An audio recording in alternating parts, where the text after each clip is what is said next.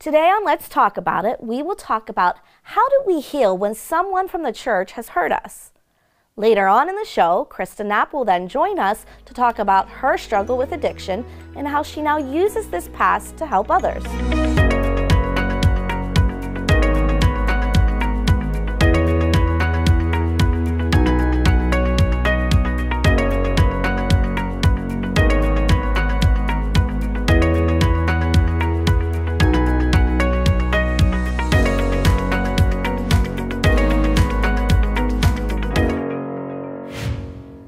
To start today's show, I wanted to share something I felt that God laid on my heart just a few days ago.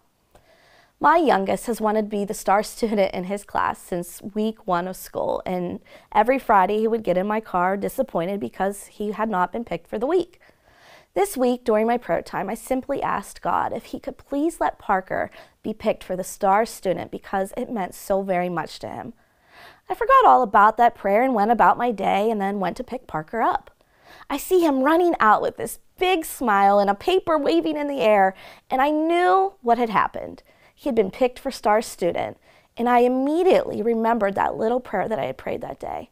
It was such a very sweet reminder of how God cares for us, even in the little things, and how he hears our prayers, and he does answer. And my trust and faith grew in that moment. But then, just the very next day, our church lost a great man. And we had been praying for a healing, but none came, at least not the way we had hoped. And immediately I had Satan in my ear. Sure, he'll answer that little prayer that you prayed yesterday, but he didn't answer the prayers that all you were praying for your friend. In that moment, I could feel that my faith and trust was in question once again. Doubting was taking over and all the questions of why, and I don't understand. But here's what I felt God say to me. There's a good chance you may never understand all the whys and all the whats to life. And I know that's hard for you, Kelly. But would you rather trust me, walk with me, find joy in me, or would you rather listen to all the junk that Satan loves to throw at you? And the answer is so simple. I like my life a whole lot better when my eyes are on him, serving him and trusting him, than when my eyes are what I see around me.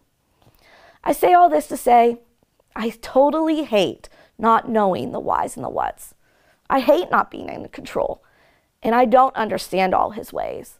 But what I do know is when I trust him, I have peace, I have joy, I have more love for life, and I have less fear.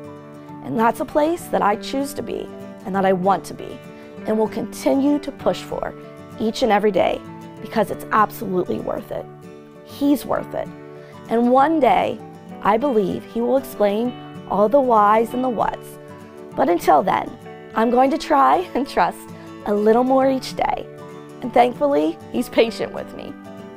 When we come back, we will answer the question for the day. Just 3 ladies with big opinions, but always with a biblical standpoint to back it up. Let's talk about it.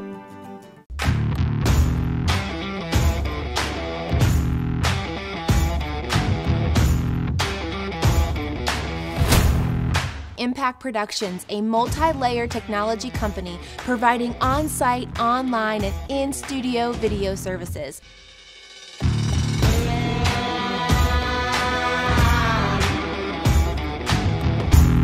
Contact Impact Productions to capture your story. Well, welcome back. And here is our question for today. What if someone hurt you that's in the church? You think they're a Christian, but they hurt you. What do you do about it? How do you heal from it? Teresa? When I was reviewing the questions, because we've all been hurt by somebody in the church because we go to church with imperfect people. Right. I'm not perfect. And I had to think about it and drudge them up, literally drudging them up because I had let them go so Good far. for you. And I was thinking, okay, I know there were times and I had to literally drudge them up, which made me feel good. Absolutely. that they weren't there anymore. But the one I'm going to talk about, you can do a lot of things to me, big deal. But when you mess with my kids, it really ticks me off. And I can remember a time when one of my kids was a teenager and I was heavily offended by the way that particular child was being treated. And I mean, and it was by church people. And I just thought, you've got to be kidding me. You have got to be kidding me. And my husband and I talked about it.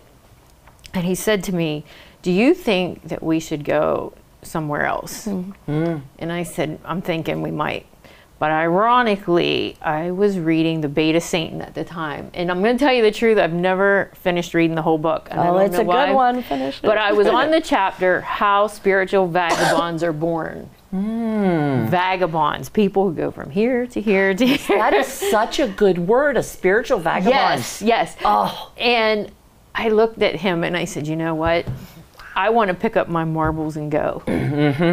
But I said, I just read in this book that you cannot go. We can't leave offended, because the Bible says, for you shall go out with joy and be led out with peace. Wow. And I said, and that's in Isaiah, by the way. And I said, if we agreed that when we weren't mad about this issue anymore, if we still wanted to leave the church, we could, but we couldn't leave offended. Because we just take all that stuff, because we weren't leaving in peace, we were leaving injured, and we would just take those wounds somewhere else, and it would grow there. Absolutely. And that was so long ago, and I've been here for 14 years. So, well, 20 years actually. What book were you reading? The Beta Satan. By John Bevere. Okay, the one you talked about on another episode. I actually think it's a book that every Christian should, really every person, non-Christian Christian, because it's all about offense. And offense is huge. Yes, you know, yes, it's a huge thing that we need to learn how to deal with. Absolutely. And so yeah, that's what it's about. Okay. And you know, the crazy thing is, the people that I was mad at aren't even here anymore. Like, they're not even here anymore.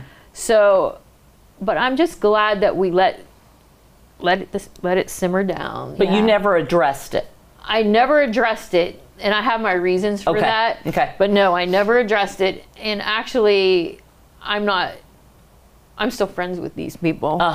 But you also didn't go around church talking about these people and saying, oh, so-and-so has hurt my feelings. So-and-so's been mean to my kid. No. That is so destructive. Yeah. No, but we do like to rally the troops. Yes, we do. I want somebody on my side. Yes. Me too. But absolutely. in that circumstance, I did not. And all is well. All is well.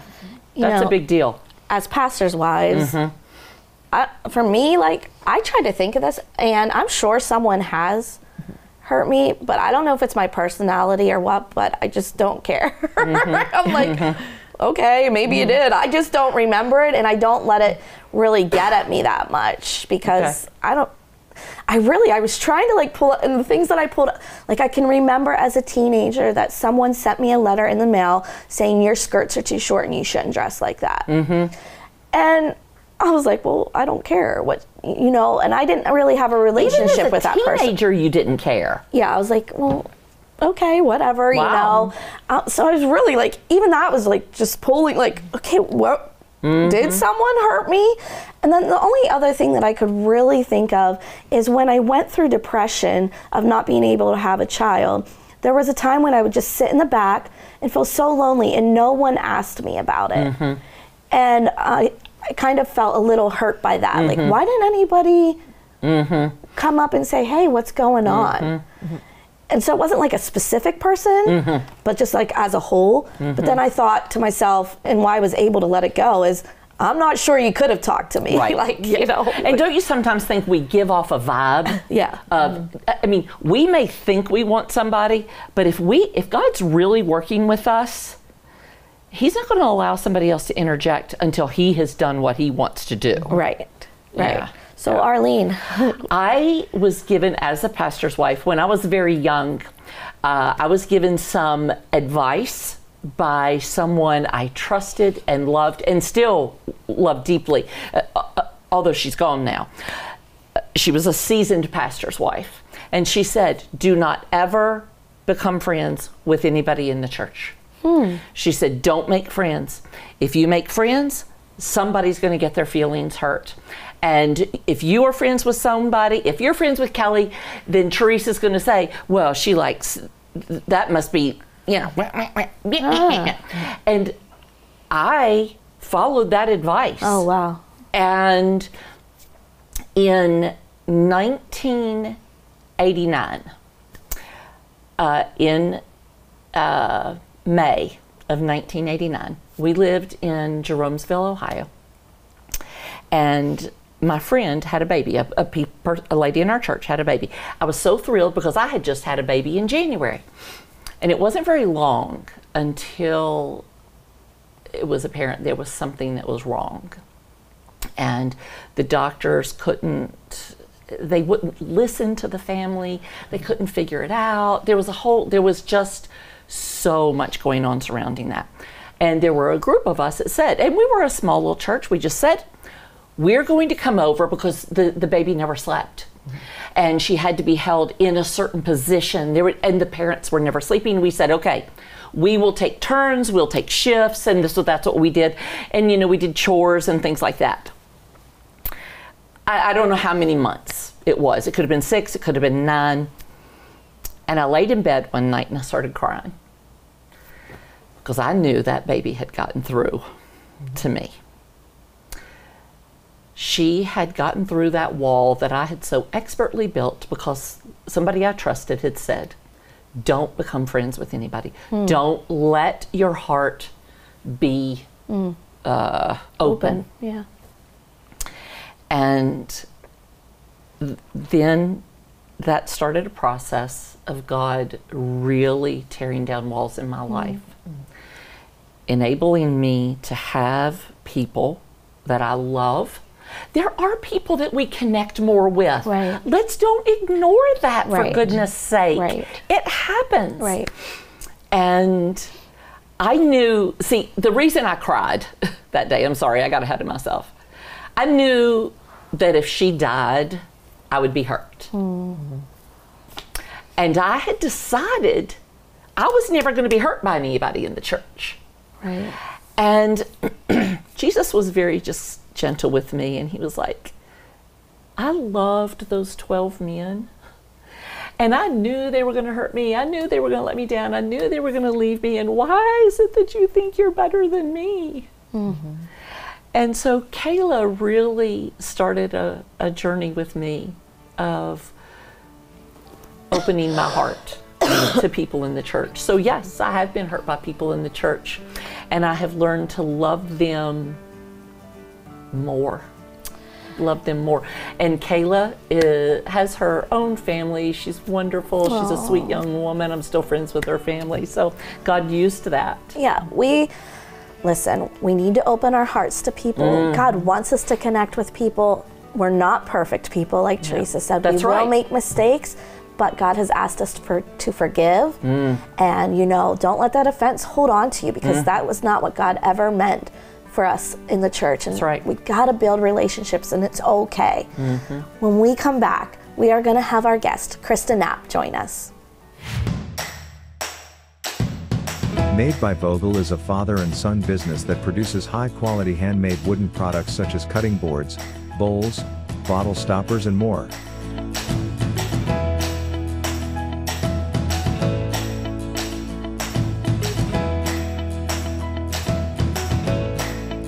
Products for sale can be found on their Etsy site or in downtown Altoona at the Clay Cup. You can't go wrong buying from Made by Vogel. This segment is brought to you by Harry's Construction, whose motto is, if you can dream it, we can create it.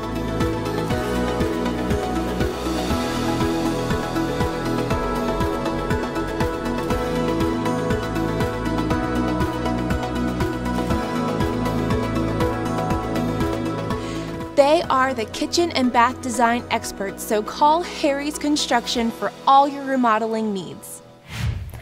Welcome back. Today we have a special friend with us, Krista Knapp, and I'm so excited to have her. She's been on a journey, and I love hearing what God has done in and through her life, because it hasn't always been easy, but man, she has let God do some incredible things through her. So Krista, before we even begin about the journey, tell us just a little bit about yourself. Well, I'm a wife, I'm a mother, I'm a nurse, and most of all, I'm a child of God. That's right. and she's a great friend of mine, and I'm just, you know, she's part of our women's leadership team, and I'm so glad she's on it because, man, I'm not a food person, but she does amazing with the food. So anyways, let's get on to your journey. First of all, tell me a little bit about the hard part of it, the addiction part of it. It even started before that, actually. Okay. One of the fun facts about me, I guess you could say, is that I went to 11 different schools before graduating. Wow. So Goodness. not being able to have a lot of friends or keeping friends for a long period of time made it very difficult growing up, but it also made me a little bit stronger to be a little bit social, because if you didn't have too many friends. So that's another reason why I'm a little outgoing. But addiction started when I was quite young.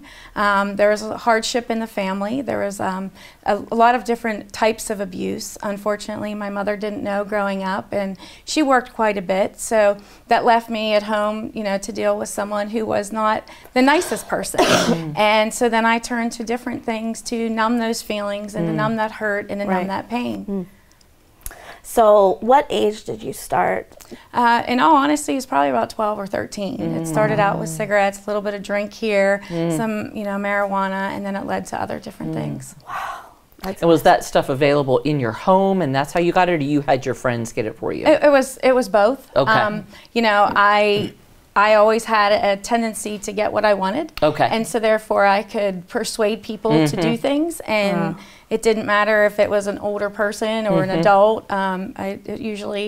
If I found a way, I could do it. In such a young age, I mean, I can't imagine at that age like diving into some of those things. So where did that lead you then in the next few years? I moved out when I was 16, and I had to get my own place because I couldn't handle the situation I was living in at home, and I was actually on a suicidal journey. And so in order for me to get away from everything, then I moved out. And since I was on my own, I could do what I wanted. So I was working full-time, going to school full-time as a senior, and partying full-time. And you were 16? Yes. Oh my goodness. And you did graduate. Yes, I graduated, and I went on to college. And, yes. And so therefore I had some stumbles along the way with, you know, doing things my way and not God's way. And I just was tired after 2 decades of living that lifestyle. And in the meantime, you know, I got pregnant, and I didn't really love who I was, and now I had a child to take care of, and so I had to learn how to love myself in order how to love my daughter. Now, how old were you when you were in the heat of it? Oh, all the way through my 20s. Really? All the way through my 20s. It never stopped. I couldn't tell you how many times that God spared me from death, from so many different things, so many. Yeah, I just can't even. Hopefully one day we'll write a book, in all honesty. You know, I realized that it was an addiction versus love relationship, that we come across so many different things that I wasn't loving myself in order to make myself have the self-control that I needed. And a good friend once told me that love and self-control are the bookends to everything else. And so therefore I realized that that strength that I had, finding the self-love that I had, led me to Jesus, or vice versa, because he never left me. He always knew where I was at. So those things have gotten me where I'm at today. Do you feel like your early use of alcohol and marijuana led to harder things? Oh yes. Really? You can only stay numb for so long on the things that you're doing, and then your body gets used to it, and you become immune to it. Okay. So that's the reason why a lot of people in addiction, you know, we don't start out smoking one cigarette, or one pack, I mean. You know what I mean? We don't start out drinking a bottle. We start out drinking one. And it's the same with anyone. You keep doing it for so long, your body gets used to what you're doing, and you plateau. Kind of like with weight loss. If you keep doing what you're doing, so it's, you know, it's the same with everything. Addiction isn't just drugs and alcohol. You know, I teased a lot about my shoes because it's an addiction. You know, it's the pattern that we have held our entire lives, And what is it I want to be addicted to? Jesus doesn't cost me calories or money. He loves me right where I'm at. And so, you know, I become addicted to that. But the pattern is still there with whatever you're doing. Okay. You just have to put it into good use. You know, I work in drug and alcohol, and we tell people all the time, I tell them all the time anyways, that, you know, if you put into positive and reinforcement of what it is that we do negatively by going out and seeking that drug or that alcohol and doing what you have to do to get that, you'd be a millionaire. Yeah. Because we're great at what we do. The hustle is there. You either want to hustle your life or you want to hustle your death. Which one is it you have to choose? Right. It's a And choice. it is a choice. Was there an event, like a profound event, that helped you get turned in the right direction? Yeah. I've had 22 severe accidents in my time. And the last one... Like car wrecks? Yes, car wrecks. Oh my goodness. 12 of them were completely totaled. Yeah, it's Because of drugs or alcohol? because of the need for speed. And I Oh didn't my want to... goodness. I didn't want to harm myself per se. Uh-huh. And so therefore... But you weren't being safe either, No, I obviously. was not. No, I was not. And the last one, every window in the car was smashed out. And it was actually a pastor driving home on Easter morning. And he had pulled me out. And I had just clicked my seatbelt. And when I did, I was suspended upside down. And I didn't even remember clicking my seatbelt. And I was punching it, once I did realize, because I thought my legs were decapitated. I didn't understand what was going on when I got awake. And he pulled me out. And the only thing that was hurt on me was my ear.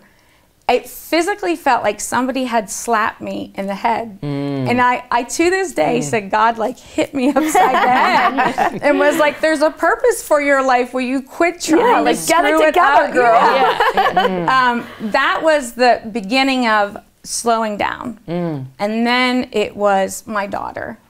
And then after I became sober, it was anger and rage that I had to deal with.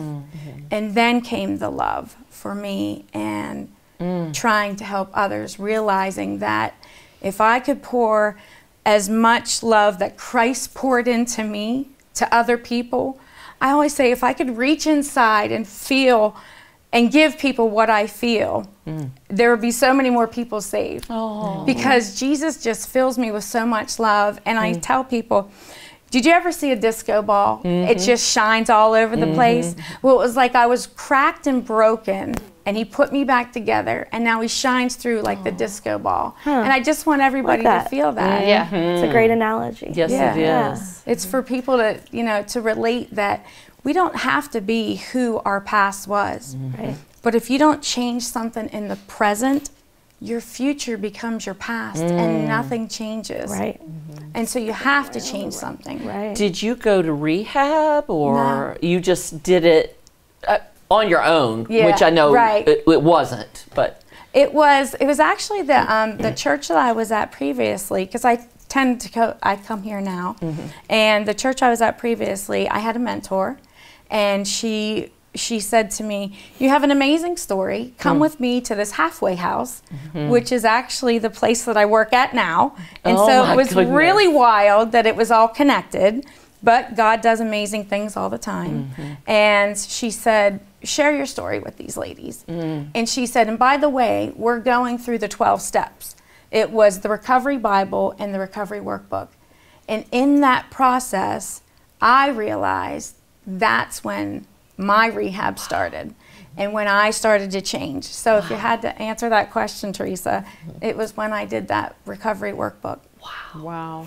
Yeah. Wow, this girl has a story, so much more that we just don't have time to share today. But if you ever get to talk to Krista, she will share her heart, and she'll probably cry because she's so sensitive to what God's doing in her, and I love that. And I thank you so much for being with us today. When we come back, we'll have a tip. Let's Talk About It is a Joy in the City production. Joy in the City is a program highlighting people and organizations having an impact in our city. All too often, we hear about the problems and dysfunction in our culture, but we are coming with a different approach as we take a look at the good things going on right here in our community. Be sure to join us Sunday at 12:30 p.m. on ABC 23. Today's tip was given to me a few years back, and it was a game changer. Maybe most of you know about it, but in case you don't, I felt I just wanted to share it. So I hate to grocery shop. I think it's a waste of my time, and I end up putting so much more in my cart than I ever needed, and then I spend way more money than I wanted to. But a few years ago, a baseball mom told me about how she orders her groceries from the Walmart app. This is free to do, and you do it all right from your home. Two things I'll say here. One, if you truly like to grocery shop, then this probably isn't for you. Two, I believe all the grocery stores in this area do this now, but they might not all be free. So that's why I choose using Walmart to do mine. Here's how it works. You download the Walmart app and sign in. Then you type in what you want and add to the cart. You can add as many things as you want. The fun thing with the Walmart app is you can add even non-food items. The more you use the app, the more friendly it becomes. What I mean by that is the things that you order weekly will be automatically added into My Items list, and then you can just click on those and add it to your list. Once you're ready to check out, then you pay through the app and choose a pickup date and time. They're very flexible with the pickup times. Let's say if I say pickup time at 2 o'clock, I can go anywhere from 1:45 to 3:15. This is a big help in case something would come up. When it's time to pick up the groceries, you drive to Walmart, park in the pickup area. You call the number and let them know that you've arrived. They then bring out the groceries, load them all into your car for you. You don't even have to get out. That is so nice when it becomes cold and rainy, right? And if they're out of an item, they're going to replace it with something that's equal or even better.